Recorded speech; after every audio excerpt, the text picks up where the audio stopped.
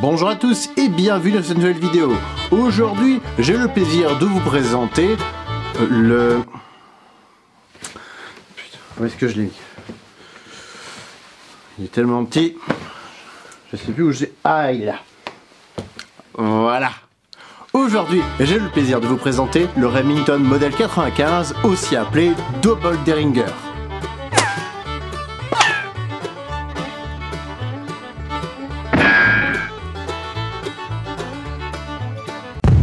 Avant toute chose, je souhaite remercier Colser pour son aide. Ils ont pu me transmettre ce bébé pour que je puisse vous le présenter. Ainsi, nous allons parler du Double Derringer, ou double Derringer, et commencer par un petit historique de l'arme originale. C'est donc un petit pistolet de poche à double canon, nommé Remington modèle 95, mais surnommé Derringer, ou Double Derringer. Il est le fruit du travail de William H. Elliott, qui s'est lui-même inspiré du travail de Henry Derringer, qui a conçu le Derringer, pistolet qui a tué Abraham Lincoln.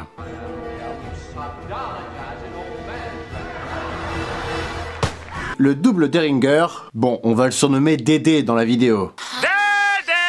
Donc Dédé a été produit de 1866 à 1935 et a subi les différentes réorganisations financières de son fabricant Remington Arms, ce qui a pu provoquer des répétitions des numéros de série. Le cauchemar des collectionneurs. On avait plusieurs finitions sur les modèles originaux avec des gravures en option, des finitions bleutées ou nickelées et les grippes de poignet pouvaient être en métal, en noyer, en caoutchouc dur, en ivoire ou en perle. Les versions d'avant 1869 n'avaient pas d'extracteur. Petit levier qu'on a sur le côté gauche, qui permet d'éjecter facilement l'étui une fois que les cartouches ont été tirées. Et il y a eu plus de 150 000 unités fabriquées sur les 70 années de production, et ce pistolet était chambré en 41 shorts. On peut le retrouver dans différents films dont Batman Returns, quand Selina Kyle est en train de danser avec Julien Lepers, ou encore quand on suit Patrick Dempsey dans Scream 3. Passons maintenant à la réplique de chez Colser. Elle est toute petite, comme le modèle original. En effet, on est sur une longueur de 12,38 cm, comme le vrai. Aucun commentaire sur la longueur et les complexes des hommes, s'il vous plaît, ce serait... petit comme remarque. Malgré sa taille, Dédé est costaud. Nous sommes sur une masse de 337 grammes, ce qui est réaliste, mesdames et messieurs. Et oui, vous ne l'auriez jamais cru possible, hein. Vous êtes tous bluffés par Dédé. Il a de la chance, Dédé, hein. C'est la chatte à Dédé. C'est la chatte à Dédé. Il a réalisé un Zamac assez lourd avec quelques pièces en plastique. Vous pourrez le retrouver pour un prix d'environ 80 €, ce qui est, je trouve, assez cohérent.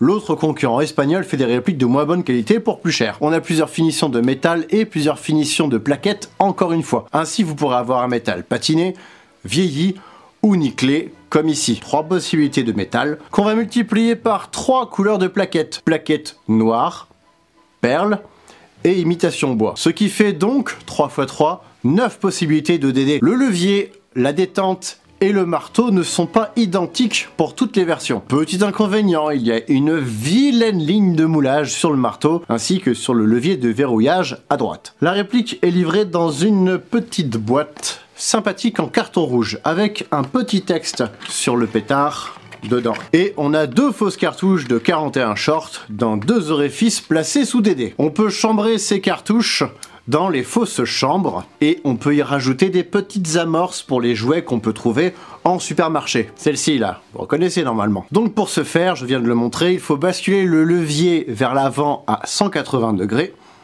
et ensuite on peut basculer les canons vers le haut. Et donc je vous conseille de tenir par le canon pour éviter que les cartouches ne tombent. Les fausses cartouches sont en 2 parties et réalistes. Pour une fois d'ailleurs, les canons ne sont pas bouchés. Attention petit piège, lorsque vous percutez, c'est la chambre du bas qui percute. Le percuteur est en bas. En haut, elle est purement fictive cette chambre. C'est une chambre d'amis finalement. Ah, pas mal ça. Donc si vous voulez percuter les 2 à la suite, il faut ouvrir et switcher les cartouches dans les canons. En effet, petite faute de réalisme, nous avons un marteau et non un chien. Sur le vrai double Derringer, le chien vient percuter les amorces des cartouches. Ici, le percuteur est fixe sur la carcasse et le marteau vient frapper dessus. Et c'est en fait un simple axe en métal non monté sur ressort, fonctionnement très simple finalement. On peut percuter même si le levier latéral n'est pas verrouillé. Bon, cette information est totalement inutile, mais la voilà quand même. Quand on arme le chien, enfin le marteau, oh c'est chiant.